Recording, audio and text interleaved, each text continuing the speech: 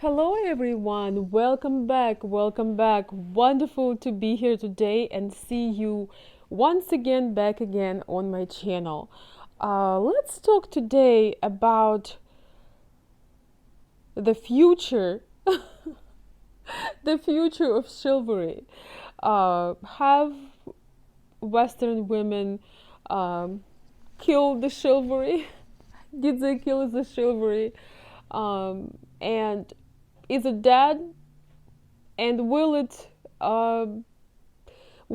come back with the movement of traditional culture, Slavic women, international marriages, and things like that? I really hope to hear from you. It's nice to have a feedback and more of a discussion over just monologue. Of course, I will share a few thoughts.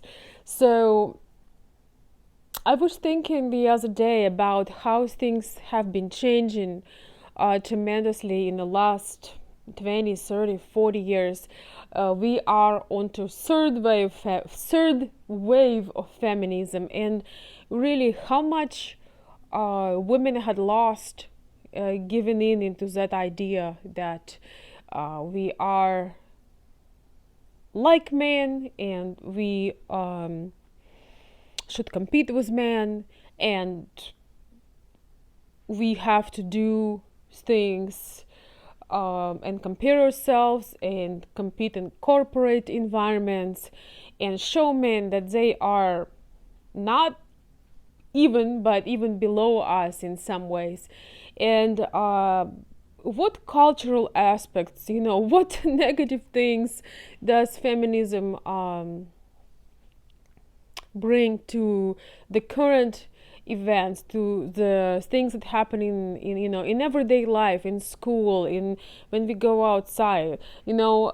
Just as everybody else, sometimes I go to different events or just doing everyday things, and every time men, if when the man has opened the door for me or helped me to carry a box, I always make sure to say loud, thank you. Make sure to say it so loud that I so much appreciate it. I understand how the world had changed, and mostly men who are of certain age, more of the older generation, so to speak, are still chivalrous, are still gentlemen, would still open the door, move the chair, and just being respectful and being polite. Always want to make sure that I think out loud, because it means so much that even with the feminist agenda, still there are men that doing their thing and being in their masculine energy and having still respect and admiration for a lady. And I just was analyzing certain events and realized that the rise of the feminism, the third wave, definitely took a lot from the chivalrous behavior, chivalrous philosophy of many men. I do believe that most men are born to be the white knights. They're born to be, inside of them, they want to be heroes. They want to do things. As somebody who grew up in post-USSR reality and had seen both of my grandfathers actually taking major part of their lives protecting our motherland and risking their lives and getting injuries and going through World War II. We did grow up, all of us, we grew up on the idea that the man is a hero, man is a protector, man is would always put themselves in front of us to protect us and all of that. And also we grew up on the stories of chivalry, on the stories fairy tales. And some people think that the fairy tales are very fruity. I don't know what is the right way to say it, that they are fairy tales for a reason, that they are cheesy. It's not true. But the beautiful part of a fairy tale is that it always encourages, once again, being a hero, masculinity, and being chivalrous. All these beautiful things. And so that was another reinforcement why we so much believe in chivalry. And after analyzing things and watching some feminists or observing the way things are going, a lot of feminists claiming that they no longer need men whatsoever, with certain things that are going on mass media, on main media, and things like this. And also movements that are born from feminists to be, to oppose the feminists. So go to another extreme where, women are looking absolutely awful. It is all so disappointing. I don't want to go into all of this in this video. It is all so negative in terms of what is the future. And my inspiring thought today, guys, is that I feel that with discovering Slavic culture, with discovering traditional values in a modern world, with traveling internationally, with considering international relationship, with getting married and having children, creating family, with the ladies who appreciate men, who take pride in being feminine, who believe in the family, and it just comes naturally. So I wonder if just as naturally the chivalrous the gentleman behavior will be inspired back again. Will chivalry be inspired back again with so many women staying feminine and dreaming of just a normal classic way of things? There are a lot of people who do not want to be confused, who do not want to have three genders, who just simply want to enjoy what this life brings and enjoy the traditional, classic, beautiful values that that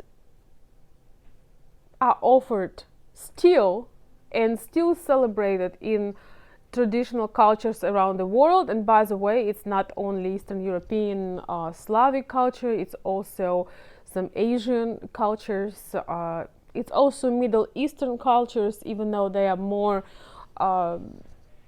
separated, and they also driven or managed in many ways by the religion. But still, I feel there is this war of modern and religious and traditional things. But the point is, I believe we need to see the positive. I believe that we need to see the inspiring things, and just by traveling, just by meeting other families, just by meeting other people, by having encounters with people from other countries and cultures, I believe there is a big movement of making all of us great again, of rediscovering and reclaiming femininity for women and masculinity for men. And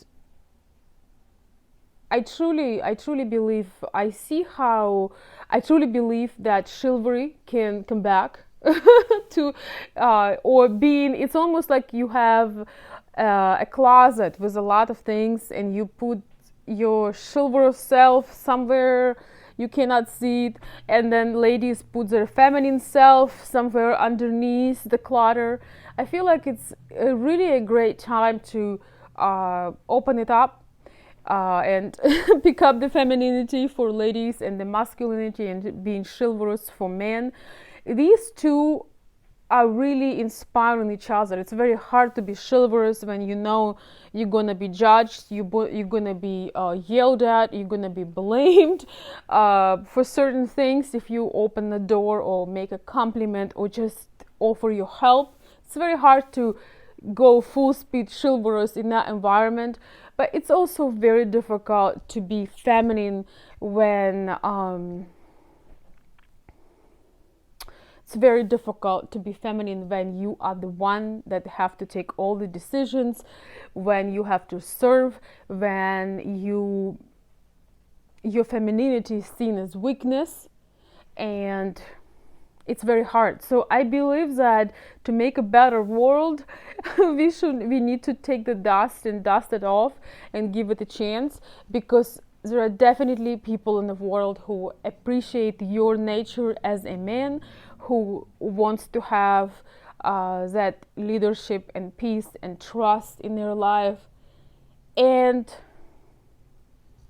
you could appreciate and enjoy the care and the feminine energy around you. I really believe that it's impossible to just to not have these clothes, because they inspiring and just giving a rebirth, a new life to each other. Yes, things have changed. Yes, we do not live in 1920s, and a lot of good things had come from evolving our minds, from realizing that both of us, both genders, have equal rights, but the understanding that we complementing each other and we inspiring each other being better human beings. We were not meant to be the same. We were meant to complement each other and make ourselves more just prosper in all the ways. And I believe that the sign of that complementary energy is that when the energy is right, when people do complement each other, everything good they do multiplies, right? Multiplies and thrives. That is the sign of the right balance for things. And I don't think there is very many people in the mainstream that agree with all these ideas. But I want to say I do believe, and I see this happening, a lot of men I'm consulting, a lot of people I get in contact with, I feel the inspiration in them. They are driven by the ladies who are giving them feminine attention, like feminine energy around them, and attention and care that flows naturally. And I feel the excitement and striving and feeling that they could be themselves. They don't need to feel genderless. They don't need to suppress their feelings. They can enjoy their natural given qualities. And I just feel this video just comes from my observations and my thoughts. I really hope that you will participate and share your thoughts. But definitely I see that wave of inspiration with the men who I work with, how much they cared for and appreciated by their Slavic ladies, their wives, and it's almost as if they found a rare treasure, and they are so willing to work on their imperfections. They are so willing to do whatever it takes to keep that feminine, caring, nurturing lady in their life. And I believe that could be a new coming a rebirth of chivalry in our cultures, yet again. So I wanted to hear from you, your thoughts, your ideas.